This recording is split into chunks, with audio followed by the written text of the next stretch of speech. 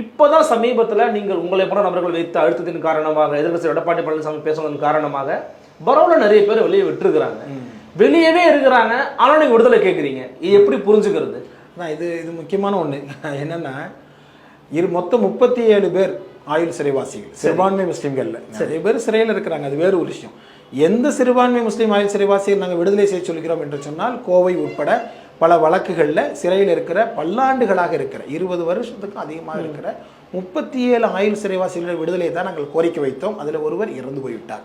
36 பேர் ரொம்ப நாளாக உயர் நீதிமன்றத்திலையும் உச்ச நீதிமன்றத்திலையும், அதாவது இந்த சிறைவாசிகளுடைய வழக்கு அளவுக்கு ஒரு சதிராட்டம் வேறு எந்த வழக்கிலையும் நடந்திருக்காது என்கின்ற அளவிற்கு ஆளுநர்கிட்ட பால் போகிறதும், கவர்மெண்ட்டை கையெழுத்து போட முடியாது என்று சொல்வதும், அதே போல் உச்ச நீதிமன்றத்துக்கு போதும் பெரிய சதிராட்டங்களை இந்த வழக்கு சந்தித்து, அது வேறொரு கதை. 36 பேரை விடுதலை செய்ய வேண்டும். 36 பேர் இப்பொழுது உயிரோடு இருக்கிறார்கள். இந்த 36 பேரில் 13 பேரை சிறைவாசிகளாக இந்த தேர்தல் நேரத்திலையும் தேர்தலுக்கு பின்னாலையுமாக 13 பேரை தமிழக அரசு விடுதலை செய்து விட்டது. அதை ஏற்கனவே ஆளுநரும் கையொப்பமிட்டு விட்டார். மீதி 23 பேர் இருக்கிறாங்க. இந்த 23 பேரும் பரோலில் இருக்கிறாங்க. ஆனாலும் கூட நம்மளே கொஞ்சம் சிந்திச்சு பார்ப்போமே, சிறையிலிருந்து முறைப்படி விடுவிக்கப்படாமல் பரோலில் மட்டும் இருக்கிறது என்பது என்ன சுதந்திரம்? அதை ஒரு கிளியை பிடிச்சி சிறையெல்லாம் வெட்டி விட்டு நீ சுதந்திரமாக தான் இருக்கிறேன்னு சொன்னால் எப்படி சுதந்திரமாக இருக்க முடியும்? சுதந்திரம் என்பது அதனுடைய இயல்போடு இருப்பது.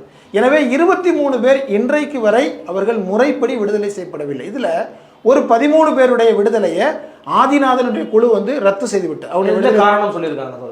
அது மொத்தமாகவே அதுதான் சொல்றேன். அது அடிப்படையே தவறு. என்ன அடிப்படை தவறுனா, யார் யாரெல்லாம் விடுதலை செய்யலாம் என்று சொல்லும் பொழுது கம்யூனல் பேசிஸில் இருக்கக்கூடியவங்களை விடுதலை செய்யக்கூடாதுன்னு ஒரு பக்கம் பிள்ளையும் ஆட்டி விட்டு தொட்டிலையும் ஆட்டி விட்டு பிள்ளையும் கிள்ளி விடுற கதையாட்டு அரசாங்கமே இவர்களை விடுதலை செய்யக்கூடாதுன்னு சொல்லிட்டு அதன் அடிப்படையில் விடுதலை செய்வதற்கு குழுவுக்கு பரிந்துரைச்சா குழு என்ன செய்ய முடியும்? குழு ஏற்கனவே என்ன அடிப்படையில் அவர்களுக்கான ஜீவோ தரப்பட்டிருக்குதோ அந்த அடிப்படையில் முடியாதுன்னு சொல்லிட்டாங்க. எதுவாக இருக்கட்டும், அது சம்பந்தமாக உயர்நீதிமன்றத்தில் இந்த பாதிக்கப்பட்ட சிறைவாசிகள் உயர்நீதிமன்றத்தில் வழக்கு எடுத்துட்டு போகும் பொழுது உயர்நீதிமன்றத்தில் அரசு தரப்பே சொல்லியது, நாங்கள் இந்த 13 பேருடைய விடுதலையை மறுபரிசீலனை செய்வதற்காக நாங்கள் ஆதிநாதன் குழுவிற்கு அனுப்புகிறோம் என்று சொன்னாங்க. இன்னைக்கு வரைக்கும் அது என்ன ஆச்சுன்னு தெரியல. எப்படி பார்த்தாலும் அதிகாரப்பூர்வமாக 26 பேர் இன்னுவரைக்கும் விடுதலை செய்யப்படலை. அவர்கள் வெளியிருக்கிறார்கள் என்பது வேறு விஷயம். ஆனால் அவர்கள் சுதந்திர பறவையாக சுதந்திர காற்றை சுவாசிக்க முடியுமா? எப்பொழுதோட மனசுல என்ன நடக்குமோ தெரியவில்லையே என்கிற அச்சம் இருந்து கொண்டே தானே இருக்கும். சுத்தி காவல் திறன் இருந்துகிட்டே இருக்கும். பயம் இருந்து ஒரு சர்வைலன்ஸ் இருந்துகிட்டு தானே இருக்கும். இன்னும் சமூகம் எப்படி அவர்களை பார்க்கும்? விடுதலை செய்யப்பட்ட 13 பேர் இருக்கிறாங்க. விடுதலை செய்யப்படாதவங்களுக்கு நடுவிலான ஒரு பார்ஷியாலிட்டியா இது பார்க்கப்படுமா இல்லையா? எனவே பூரண விடுதலை இன்னும் சொல்ல போறதாச்சுன்னா 13 பேருடைய விடுதலையை தான் ஆதிநாதன் குழு ரத்து செய்திருக்குது.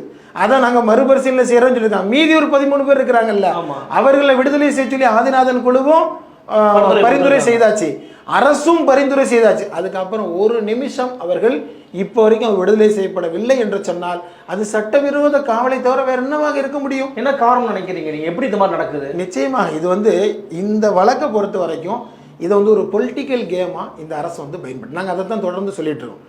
நாங்கள் அப்பாவி சிறைவாசிகளை விடுதலை செய்வோம்னு தமிழக முதல்வர் சொன்னார். சொன்ன அந்த நிமிஷமே சமூக நீதி அரசுன்னு அவ்வளோ பேரை விடுதலை செய்யணுங்க. அதை விடுதலை செய்யாமல் அதில் எங்களுக்கு இந்த மாதிரியான சில தடைகள் இருக்கிறது என்று இவங்களே ஜீவோ போட்டு பரோல் வருவதற்கு கூட யாரெல்லாம் பரோல் விடக்கூடாதுன்னு சொல்லி அதில் சப்கிளாஸ் செக்ஷனில் திருத்தியவர்கள் தான் இந்த அரசு.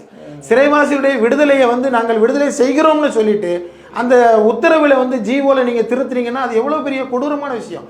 எனவே இந்த அரசிற்கு முழுவதுமாக இவர்களை விடுதலை செய்ய வேண்டும் என்கிற எண்ணம் இல்லை என்று நாங்கள் குற்றங்க அதன காரணமாக இருக்க முடியும். இன்னைக்கும் சிறுபான்மை மக்களுக்கான ஒரு அரணா நாங்கள் தான் இருக்கிறோம். இந்திய அளவில் மோடிக்கு எதிரான ஒரு அந்த அலையை தமிழ்நாட்டில் தக்க வச்சுக்கிட்டு இருக்கிறது திமுக கழகம் தான் இன்னைக்கும் சொல்கிறாங்களே. அதில் எப்படி அதை விட இந்த நூற்றாண்டில் மிகப்பெரிய பொய் வேறு ஒன்று இருக்க முடியாது. சிறுபான்மை முஸ்லீம்களுடைய காவலன் நாங்கள் தான் என்று திமுக அரசு சொல்வதை விட வேற ஒன்றும் இருக்கும். நான் கேட்குறேன், 3 வருஷம் ஆச்சுங்க.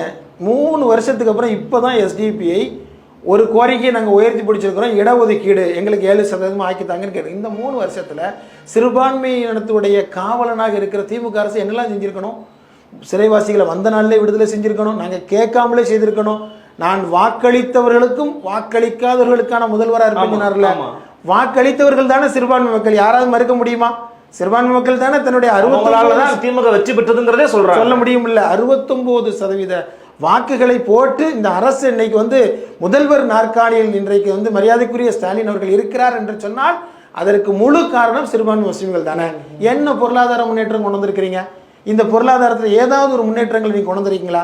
சச்சார் கமிட்டியினுடைய ஏதாவது ஒரு ரெக்கமெண்டை நீங்கள் இன்றைக்கு செயல்படுத்தி இருக்கிறீங்களா?